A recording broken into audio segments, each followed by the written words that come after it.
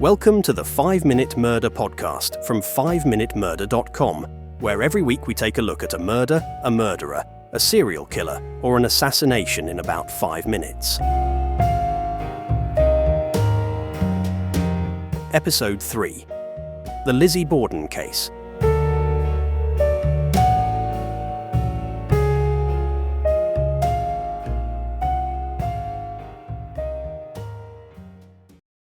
The Lizzie Borden case is one of the most infamous and enduring mysteries in American history, often discussed with a mixture of fascination and horror. The brutal murders of Andrew and Abby Borden in 1892 in Fall River, Massachusetts, have been the subject of countless books, films, and even a popular rhyme that begins, "Lizzie Borden took an axe and gave her mother 40 whacks." Despite the widespread belief that Lizzie was guilty, the truth remains shrouded in ambiguity, leaving her as one of history's most enigmatic figures.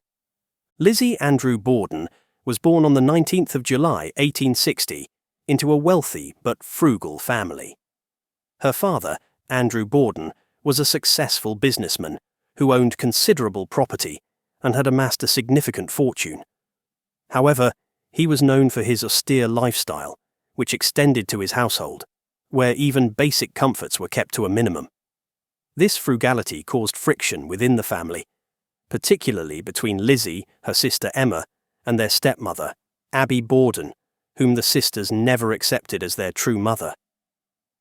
By the time of the murders, Lizzie was a 32-year-old spinster, still living at home with her father, stepmother, and the family maid, Bridget Sullivan. The Borden household was far from harmonious, with tensions reportedly high in the months leading up to the killings.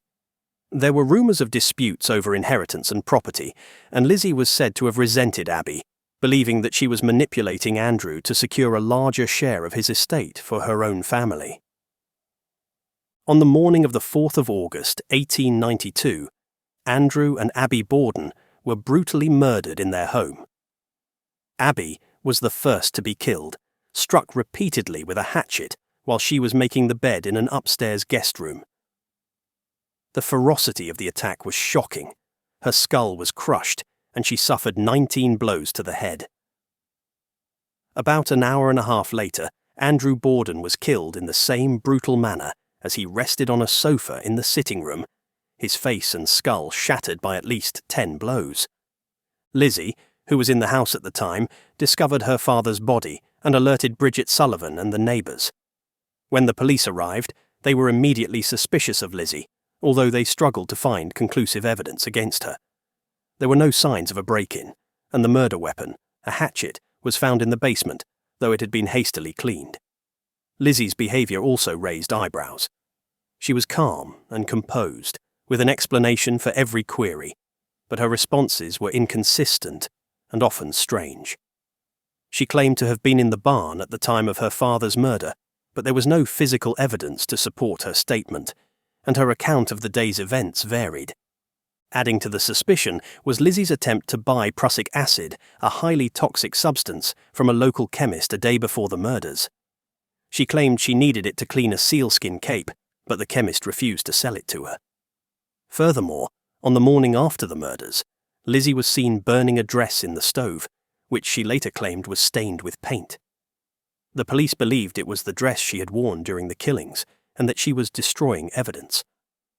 Despite these suspicions, the initial investigation was marred by the lack of forensic technology and poor handling of the crime scene, making it difficult to build a solid case.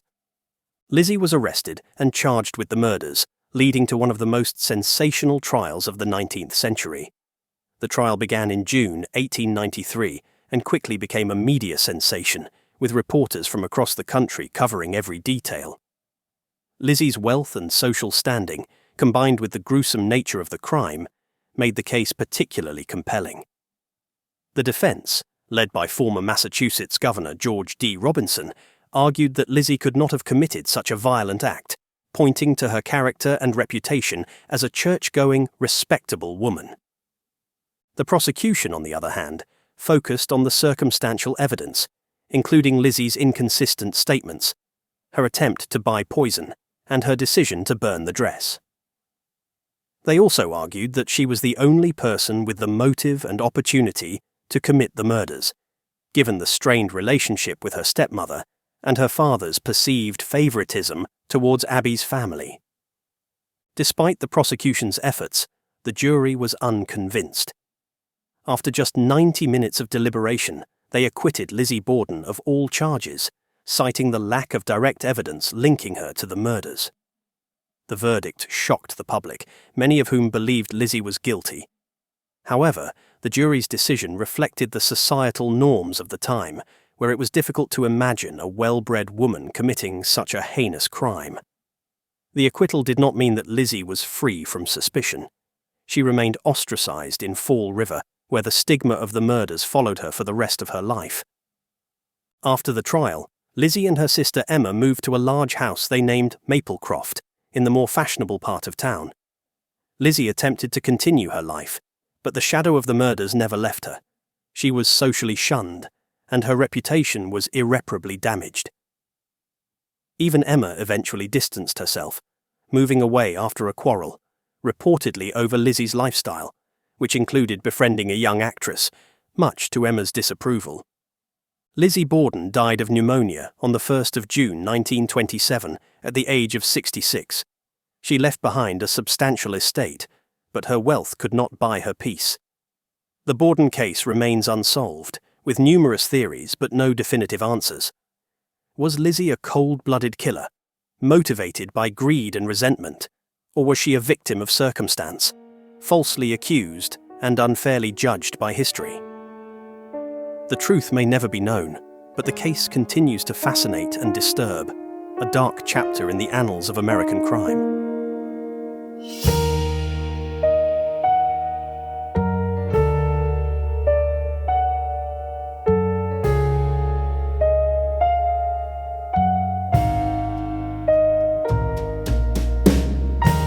I hope you enjoyed that episode of the 5-Minute Murder podcast from 5minutemurder.com. If you get a chance, please leave a review wherever you get your podcasts, as it will help us to grow.